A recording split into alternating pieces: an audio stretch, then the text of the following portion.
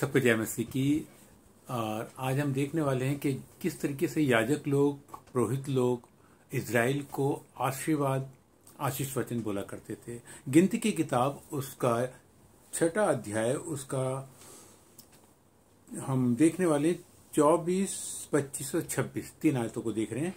यहाँ पे कुछ इस तरीके से कहा गया है, यहोवा तुझे आशीष दे और तेरी रक्षा करे। यहोवा तुझ पर अपने मुख का प्रकाश चमकाए और तुझ पर अनुग्रह करे। यहोवा अपने मुख तेरी ओर करे और तुझे अपनी शांति दे, अर्थात तुझे शांति दे।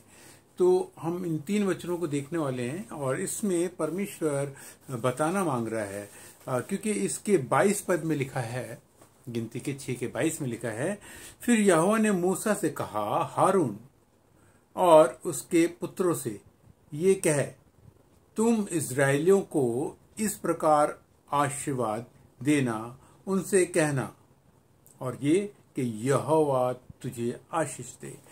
ये बात जब बोली जा रही थी उस वक्त ये सब के सब उस वक्त जंगल में थे। इज़राइल जंगल में थे, मिस्र से निकले थे और उस वक्त कई ऐसी परिस्थितियां वहां पर थीं, कठिनाइयां थीं। और उन कठिनाइयों में जब वो चल रहे थे, एक संघर्ष था वहां पर जिससे वो होकर के गुजर रहे थे।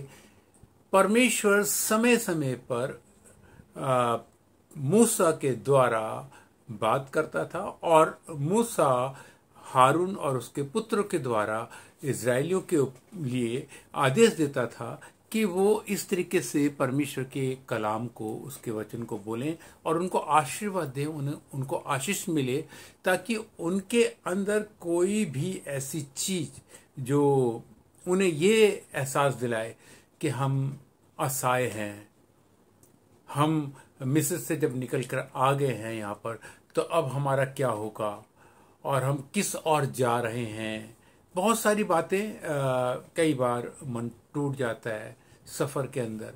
तो ये एक लंबा सफर था 40 वर्ष का, और 40 वर्ष के सफर के अंदर परमेश्वर की जो योजना थी, जो इच्छा थी कि इज़राइल उसके विषय में समझे, उसको जाने और उनका मन किसी भी तरीके से कच्चा ना हो इस सफर के अंदर। तो हम क्या देख रहे हैं कि यहाँ पर इन संघर्षों में से जब होकर के ये इज़राइल निकल रहा था तो ये वचन बोला गया।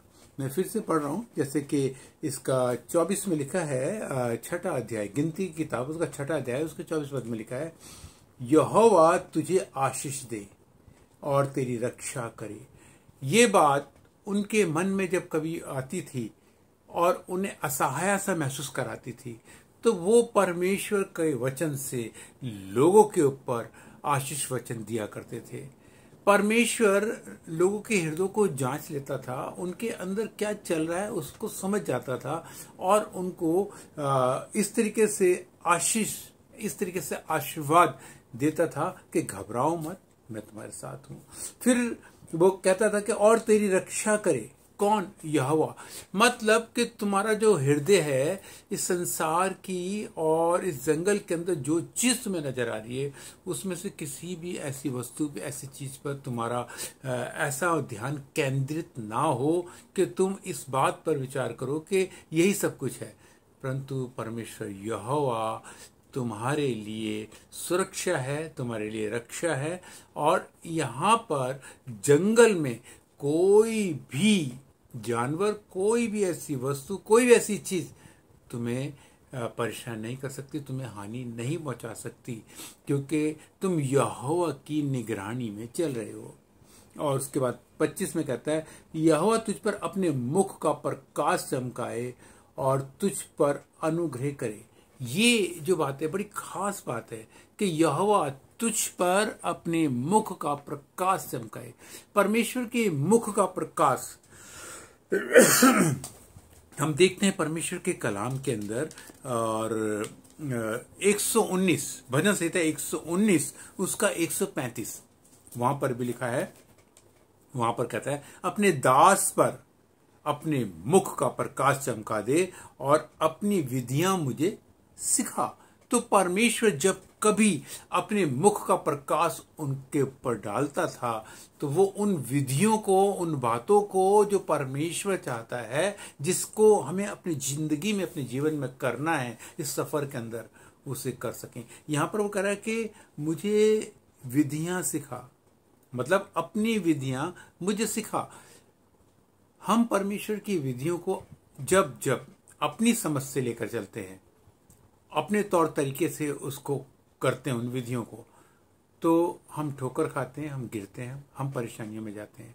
मगर जब हम परमेश्वर यहोवा की विधियों को और उसी की समझ से जब हम अपनी जिंदगी में लागू करते हैं तो हम आशीषित होते हैं, उसके आशीर्वाद को प्राप्त करते हैं।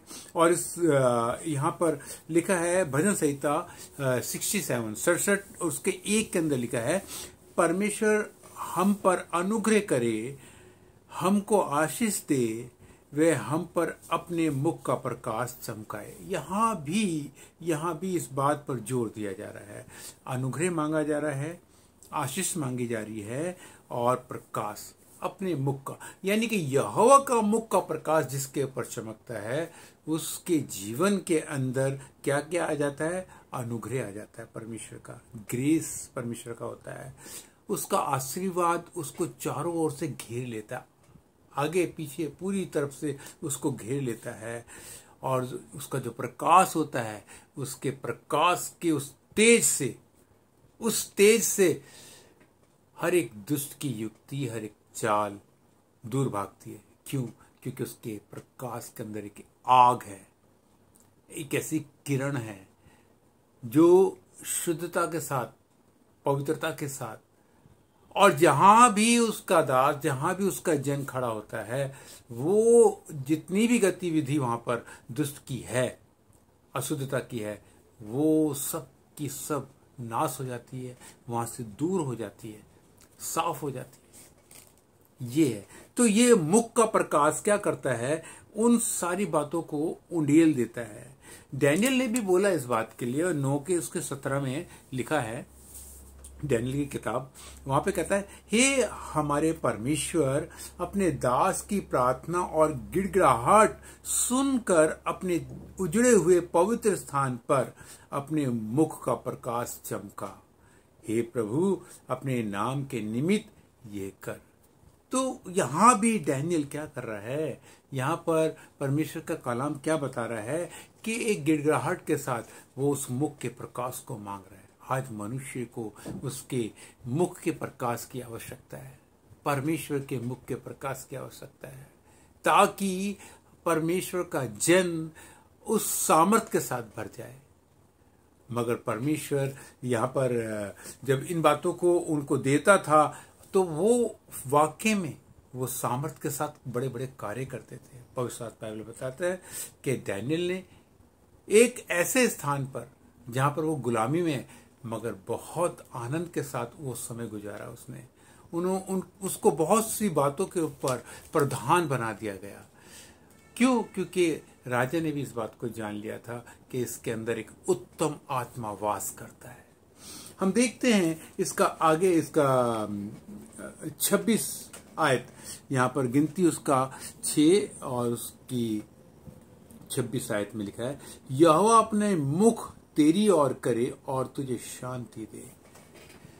परमेश्वर के मुख की जब जब हम अशांति की ओर जाते हैं, जब जब चिंताओं से घिर जाते हैं, व्याकुलता से घिर जाते हैं, जब जब हम इधर उधर ताकने लगते हैं, जब हमारे अंदर वो बातें जो परमेश्वर नहीं चाहता और वो हमारे चारों ओर आकर के एक तरीके से घेर लेती हैं, तो उस वक्त समझ लेना, उस वक्त उसका प्रकाश, उसका मुख आपकी ओर से मुड़ चुका है। और जब जब ऐसा होता है, आप चिंताओं में चले जाएंगे, व्याकुलता में चले जाएंगे, अपने जीवन के लिए दूसरी ओर आशा भरी नजरों से देखने लगेंगे। यहाँ पर ये तीनों वचन जब बोले जा रहे थे, कहा जा रहा था याजकों के द्वारा, हारून और उसके पुत्रों के द्वारा जब बताया जा रहा था इज़राइल को, तो इसलिए बताया जा रहा था कि तुम्हारे साथ ऐसी कोई भी बात नहीं घटेगी, तुम परमेश्वर पर विश्वास करो और उसी विश्वास के साथ चलते चलो, क्योंकि प्रतिज्ञा का देश तुम्हारा है। उस प्रतिज्ञा के देश के अंदर तुम्हें जा करके वहां पे रहना है, और उसमें यहोवा वहां पे परम पवित्र पिता परमेश्वर और महाराजा अधिराज आपके साथ, आपके लिए हर रीति से जैसे आज है वैसे वहां पर बना रहेगा। और इस विश्वास के लिए, इस प्रैक्टिस के लिए इस 40 वर्ष का समय आपको दिया गया है। तो ये बात हुई। हम जब देखते हैं प्रभु यीशु मसीह को, तो यीशु मसीह क्या कहते हैं? वो कहते हैं कि जगत की ज्योति मैं हूं, जगत की रोशनी, वो ज्योति मैं हूं। उस ज्योति के विषय में बात कर रहे हैं। क्यों? क्योंकि जिस प्रकाश को पुराने नियम में सारा इज़राइल ढूंढ रहा है, परमेश्वर के मुख के प्रकाश को, उसी मुख के प्रकाश को परमेश्वर ने यीशु मसीह में उड़ेल दिया, और प्रभु यीशु मसीह में होकर के लोगों से बातचीत की कि जगत की ज्योति मैं हूं, जो मेरे पीछे होलेगा कभी अंधकार में ना भटकेगा। वो अंधकार जो मनुष्य को घेर लेता है, वो अंधकार जो मनुष्य को ऐसा दबोचता है कि वो फिर आंखें होते हुए भी वो देख नहीं पाते। अंधकार का प्रभाव ऐसा होता है कि कान होते हुए भी सुन नहीं पाते। परमेश्वर का वचन कहता है कि वो जगत की ज्योति जगत में आ चुकी है, मगर उसको ग्रहण करने वाले वो लोग हैं जो अंधकार को प्रिय जानते हैं और ज्योति से बैर करते हैं। परमेश्वर का वचन बताता है, प्रभु यीशु मसीह ने अपने चेलों को सिखाया कि जिस तरीके से मैं जगत की ज्योति हूं, और जब वो यहां से जाने लगा तो उसने इस बात को भी प्रकट किया कि अब जगत की ज्योति तुम हो। तो आज जितने भी उस प्रभु यीशु पर विश्वास करते हैं, वो परमेश्वर की ओर से यीशु मसीह में जगत की ज्योति हैं, और उनको प्रकाश देने वाली वो मुख का प्रकाश अब उन लोगों के पास चला गया जो परमेश्वर का अनुसरण करते हैं, प्रभु यीशु मसीह का अनुसरण करते हैं।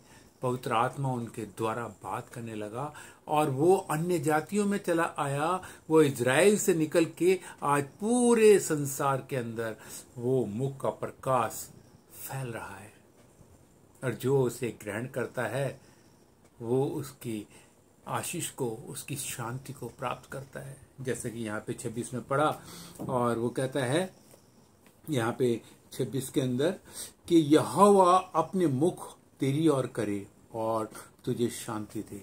तो उस व्यक्ति की और यहोवा का मुख है और शांति उसके पास है, अर्थात शांति का राजकुमार यीशु मसीह। आइए हम सब प्रार्थना में चलेंगे और परमेश्वर से प्रार्थना करेंगे, परमेश्वर ऐसे मुख के प्रकाश को तो हम पर उंडेले रख, हम पर बनाए रख, अपने मुख को हमारी ओर बनाए रख। तेरी शांति, तेरी करुणा की हमें आवश्यकता है, तेरे अनुग्रह की हमें आवश्यकता है। आइए हम प्रार्थना में जाएंगे। हे सर्वशक्तिमान पिता परमेश्वर, हम तेरे पुत्र यीशु के नाम से तेरे चरणों में आते हैं। हम धन्यवाद देते हैं मेरे परमेश्वर कि आप सच में मेरे परमेश्वर हमारे लिए उन सब बातों का इंतजाम करते हैं, मुहैया करते हैं जिसमें तेरा जन आशीषित हो, जिसमें तेरा जन हर एक उन बातों से, हर एक व्याकुलता से, हर एक चिंताओं से मुक्त हो जाए। और वो तब होता है जब तेरा मुख उसकी ओर होता है, वो अनुग्रह पाता है, वो शांति पाता है। हे मेरे पवित्र परमेश्वर, हम तेरा धन्यवाद देते हैं तेरे सामर्थी वचन के लिए, जिसके द्वारा तू हमको हमारे जीवन की हर एक परिस्थिति के अंदर, हर एक उन बातों के अंदर जो हमारी समझ से परे है, उसमें आप हमारी सहायता करते हैं। इस संसार में कुछ भी ऐसी चीज नहीं है जो पिता परमेश्वर हम आपसे प्रार्थना करें और उसका हल ना निकल सके। चाहे वो बीमारी है, चाहे वो किसी भी तरीके का कोई कष्ट है, हर एक बंदिश को तोड़ने वाला, हर एक बंधन को खोलने वाला तेरा सामर्थी वचन है, और वो हमारा प्रभु यीशु मसीह है।